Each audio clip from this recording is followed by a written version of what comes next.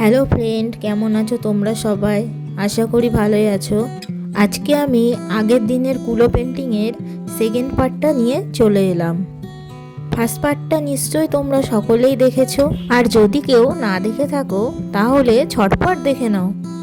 আর এই সেকেন্ড পার্টে তোমরা দেখতে পাবে সম্পূর্ণটাই কলকা ডিজাইনের ওপরে।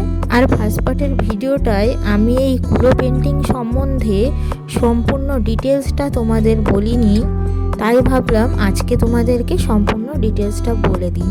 আর তোমরা যারা এই কুলো পেন্টিং করো তারা তো নিশ্চয়ই জানো কিভাবে পেন্টিংটা করতে হয়। আর তোমরা যারা জানো না তাদের জন্য বলে দিই, প্রথমে কুলোটাকে প্রাইমার করে ভালো করে রোদে শুকিয়ে নিতে হবে।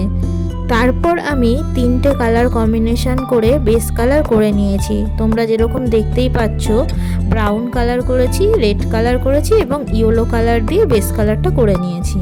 আর ফার্স্ট পার্টে তো তোমরা দেখতেই পেয়েছো আমি কিভাবে ফেসের কালার করেছি, কিভাবে স্কিনের কালার করেছি। আর কালার করার জন্য আমি অ্যাক্রিলিক কালারের ইউজ করেছি।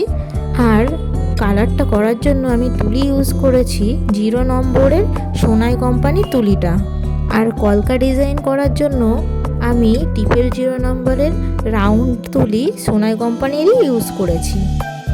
আর ফ্রেন্ডস, তোমরা জানিও আমার ডিজাইনটা তোমাদের কেমন লাগছে। আর ভিডিওটা ভালো লাগলে অবশ্যই একটা লাইক করে দিও এবং বন্ধুদের সাথে শেয়ার করে নিও। আমার ডিজাইন ভালো লাগলে তোমরা অবশ্যই আমার সাথে কন্ট্যাক্ট করতে পারো তোমাদের স্পেশাল দিনে এরকম কাস্টমাইজ কুলো, কাঁচকৌটো বা মাটির থালাবাটি সেটের জন্য। আর যারা আমার চ্যানেলের ভিডিও নতুন দেখছো তারা অবশ্যই আমার চ্যানেলটি সাবস্ক্রাইব করে দিও। আবার তোমাদের সাথে দেখা হবে নতুন ভিডিও নিয়ে।